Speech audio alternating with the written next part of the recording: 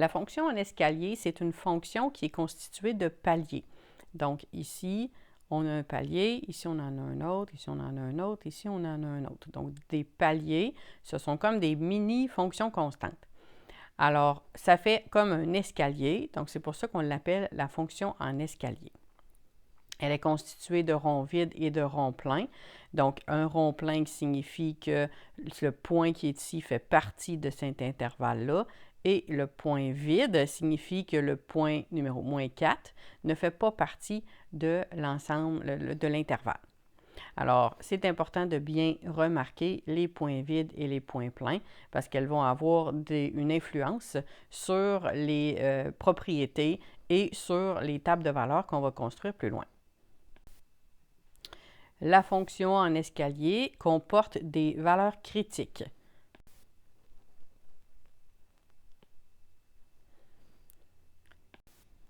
Les valeurs critiques de la fonction en escalier, ce sont les points x pour lesquels il y a des changements de palier. Alors, par exemple, si on regarde le premier palier avec le deuxième, donc ici, on a un changement de palier. Donc, on était dans le palier qui était en bas complètement à gauche et on passe au palier supérieur lorsque x vaut -4. C'est la même chose lorsque x vaut 0. Ou est-ce que là, on a un autre changement de palier? Et ensuite, on a aussi un changement de palier lorsque x vaut 1. Alors, c'est ce qu'on appelle les valeurs critiques qu'on a ici dans le tableau. Donc, dans le graphique précédent, les valeurs critiques sont de -4, 0 et 1. À la page suivante, nous verrons les propriétés de la fonction en escalier. Donc, voici la fonction en escalier de la page précédente. On va s'en servir pour remplir le tableau des propriétés de la fonction en escalier. Commençons par les propriétés qui se trouvent sur l'axe des Y. Alors, on a l'image, l'ordonnée à l'origine et les extrémums. Toutes les autres se retrouvent sur l'axe des X. Alors, l'image, ce sont toutes les valeurs de Y pour laquelle il y a des fonctions. Donc, la fonction est valable. Donc, ici, par exemple, donc le Y vaut, lorsque le Y vaut -2, on a un palier. On a un autre palier lorsque le Y vaut 0. On a un autre palier lorsque le Y vaut 2. Et on a un autre palier lorsque le Y vaut 3. Entre le -2 et le 0, il n'y a pas de fonction à aucun endroit. Même chose entre le 0 et le 2, il n'y a pas de fonction. Et entre le 2 et le 3, il n'y a pas de fonction. Donc, c'est pour ça qu'on ne peut pas mettre un intervalle. Donc, je ne pourrais pas écrire -2 jusqu'à 3, parce que -2 jusqu'à 3 implique que ma fonction, elle passe par tous les points qui existent entre -2 et 3. Ici, elle passe seulement à -2 à 0, à 2 et à 3. Ainsi, l'image, c'est, on ouvre les accolades, donc -2, 0, 2 et 3. L'ordonnée à l'origine, c'est le point d'intersection de la fonction avec l'axe des Y. Donc ici, l'ordonnée à l'origine, ici on a un rond vide vis-à-vis le Y qui vaut 0 et on a un rond plein vis-à-vis le Y vaut 2. Donc le rond vide signifie que le point qui est ici ne fait pas partie de l'intervalle qui est ici, donc ne fait pas partie de cette marche-là, tandis que le rond plein signifie que le rond qui est ici fait partie du palier supplémentaire. Donc ici, on a le 2 qui est un rond plein, c'est notre ordonnée à l'origine, donc c'est le point d'intersection de la fonction avec l'axe des Y. Je vous rappelle qu'on ne peut pas prendre le 0 étant donné que c'est un rond vide. Alors, on a comme ordonnée à l'origine 2. Les extrémums, ce sont les dernières propriétés qu'on peut trouver sur l'axe des Y. Alors, on a dans les extrémums le minimum et le maximum. C'est bien important de les identifier correctement. On ne fait pas qu'écrire les nombres. Il faut vraiment indiquer le minimum, c'est celui-là. Le maximum, c'est celui-là. Alors, le minimum, c'est le y le plus petit possible de la fonction. Donc, ici, le minimum est à moins 2. Donc, le palier le plus bas, c'est le moins 2.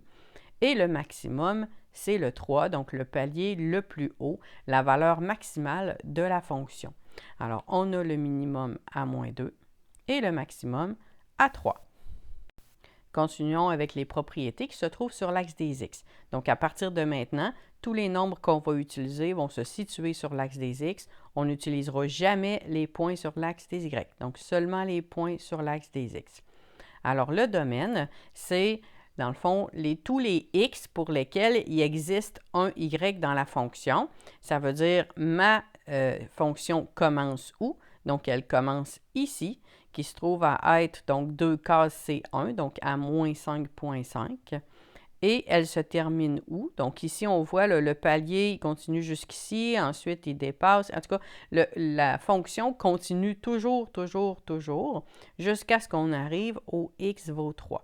Alors, le domaine commence à moins 5,5 et la fonction continue jusqu'à ce qu'on arrive au x vaut 3.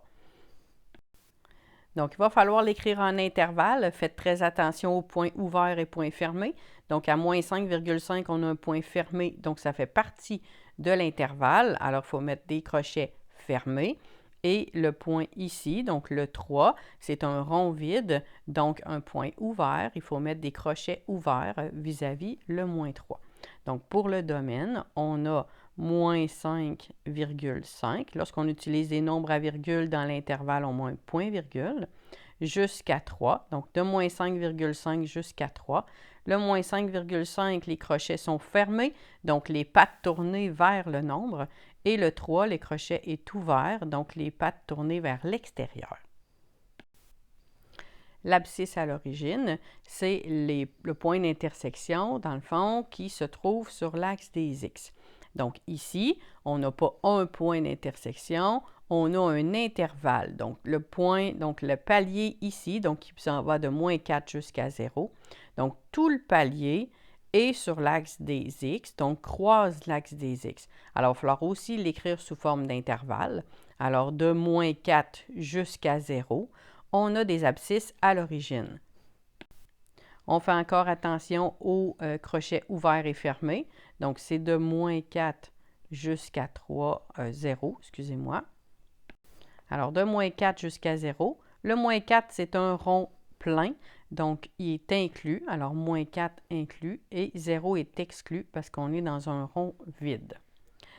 Le signe, c'est positif, négatif. Alors, encore ici, il faut identifier comme il faut positif sur et négatif sur. Donc, on n'écrit pas seulement les intervalles, il faut écrire positive sur les intervalles, négative sur les intervalles pour que ce soit clair. Alors ici, on va inclure le 0 dans les positifs. Donc ici, les données qui sont positives, ce sont le palier, le deuxième palier, le troisième et le quatrième. Donc, tous ces paliers-là sont considérés comme étant dans la partie positive, donc la partie en haut de l'axe des x. Alors, elle est positive de moins 4 jusqu'à 3. On fait encore attention aux crochets ouverts et fermés. Donc, de moins 4 jusqu'à 3, moins 4 crochets fermés, 3 crochets ouverts. Sa partie négative, c'est le premier palier seulement. Donc, de moins 5,5 jusqu'à moins 4 et on fait attention au crochet. Alors, moins 5,5, point virgule, jusqu'à moins 4, crochet fermé pour le moins 5,5, crochet ouvert pour le moins 4. La variation, donc pour la fonction en escalier, toutes les parties, donc les paliers, chaque palier, on pourrait dire qu'ils sont constants. Sauf que ce n'est pas ça qui nous intéresse quand on cherche la variation d'une fonction en escalier. Ce qu'on veut savoir, c'est l'allure générale de la fonction. Donc, si les paliers montent, donc on lit toujours de gauche à droite, donc les paliers montent, alors on a une fonction qui est croissante. Donc, la fonction en escalier, on regarde l'allure générale. Si les paliers descendent, on est dans le décroissant. Si les paliers montent, on est dans le croissant. Ce sont les deux seules variations possibles pour la fonction en escalier. Alors ici, ça monte, Donc, elle est croissante sur tout le domaine ou croissante de moins 5,5 jusqu'à 3. Donc, vous pouvez l'écrire de différentes façons. Donc, ici, je vais écrire croissante sur le domaine. Donc, pour ne pas réécrire le domaine, mais on pourrait écrire aussi croissante de moins 5,5 à 3. On fait attention, ce sont des crochets. Ça aussi, ce serait une autre réponse possible. Donc, deux réponses possibles. Vous choisissez celle que vous aimez le mieux.